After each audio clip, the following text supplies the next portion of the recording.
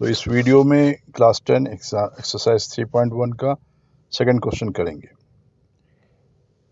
तो comparing question है on comparing the ratios A1 by A2, B1 by B2 and C1 by C2, find out whether the lines representing the following pair of linear equations intersect at a point, are parallel or coincident। तो तीन options है, इसमें check करना है हमको। तो पहला bit है 5x minus 4y plus 8 equals to 0, 7x plus 6y minus 9 equals to 0।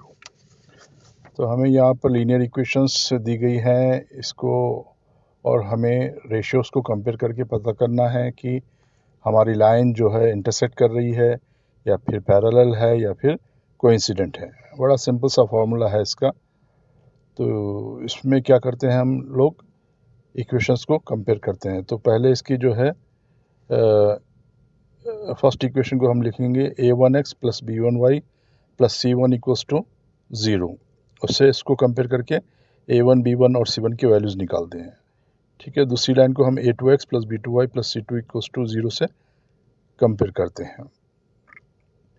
तो इसमें a1x, तो a1 की जगह पे है आपका 5, तो a1 की वैल्यू होगी 5, b1 की वैल्यू होगी -4 और c1 की वैल्यू होगी 8।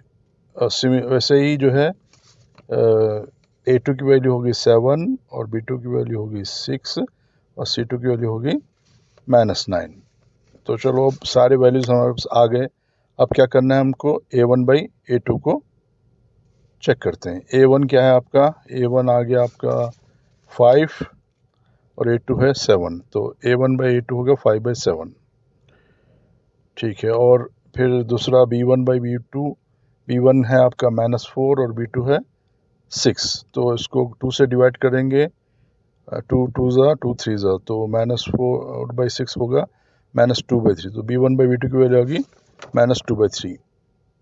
और तो इसमें हमको क्या है, a1 बाई a2 की वैल्यू है 5/7 और b1 बाई b2 की वैल्यू -2/3। दोनों की वैल्यू सेम नहीं है, तो हम लिखते हैं a1 by a2 is not equal to b1 by b2, तो the lines intersect at a point.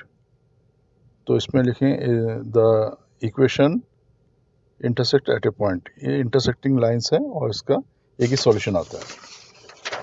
ठीक है, ये सॉल्यूशन है। सेकेंड बिट में दिया गया है आपको 9x plus 3y plus 12 equals to 0 और 18x plus 6y plus 24 equals to 0। यहाँ पर कंपेयर करेंगे और उसकी वैल्यूज़ जो है हम डायरेक्ट लिख लेते हैं, क्योंकि पहले हमने देख लिया a1 a2 a3 a1 b1 c1 a2 b2 c2 कैसे कंपेयर करते हैं। ठीक है, तो अब यहाँ डायरेक्ट लिख लेंगे आप a1 equals to 9, b1 equals to 3 और c1 इक्वल्स टू 12 और a2 इक्वल्स टू 18 हो गया, b2 इक्वल्स टू 6 और c2 इक्वल्स टू 24। अब क्या करें आप, a1 बाई a2 देखें, a1 आपका है 9 और a1 बाई a2, तो a2 जो है 18 है, 9 बाई 18 हो गया। 9 से काटें इसको, 9 1 ज़ा 9 2 ज़ा 1/2 हो गया। a1 बाई a2 की वैल्यू होगी 1/2। b1 की बाई b2 की देखते हैं, b1 है आपका 3 और b2 है 6, तो b1 बाई b2 हो गया 3/6। 3 से डिवाइड करें इसको, 3 1 ज़ा 3 2 ज़ा, तो इसकी वैल्यू भी 1/2 होगी। और देखें c1 बाई c2 क्या है, c1 है आपका 12 और c2 जो है 24 है, तो c1 बाई c2 हो गया 12/24। ये भी डिवाइड हो जाता है 12 से, 12 1 ज़ा 12 2 ज़ा 24, 1/2। तो हम ये देखते हैं कि a1 by a2, b1 by b2 और c1 बाई c2 तीनों इक्वल है, तो ये क्या है, सेकंड कंडीशन है। तो इसमें क्या होता है, लाइन्स कोइंसिडेंट होते हैं, एक के ऊपर एक आती है लाइन। तो इस पर लिखें आप, द लाइन्स आर कोइंसिडेंट, और जो है ये जो है इसका सॉल्यूशन है।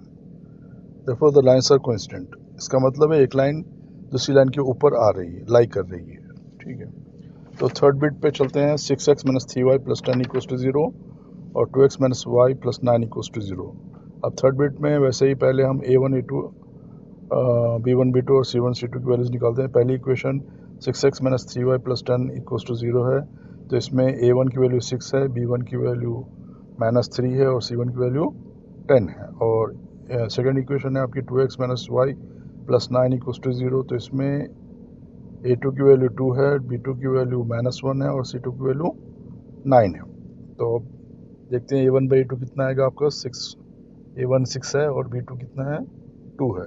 तो 6/2, 2 से कट जाता है 3 आ गया वैल्यू। B1/B2 की वैल्यू आएगी आपको -3/-1, तो माइनस माइनस कट गया, 3/1 = 3 और C1/C2 है आपका 10/9। तो इसमें जो है A1/A2 और B1/B2 दोनों की वैल्यू 3 है और C1/C2 की वैल्यू अलग है। तो इसमें लिखना A1/A2 = B1/B2 is not equal to C1/C2। तो ये कंडीशन में क्या होता है, लाइंस पैरेलल होती हैं। तो लिखते हैं कि लाइंस आर पैरेलल। तो ये थर्ड क्वेश्चन भी हमारा सॉल्व हो गया।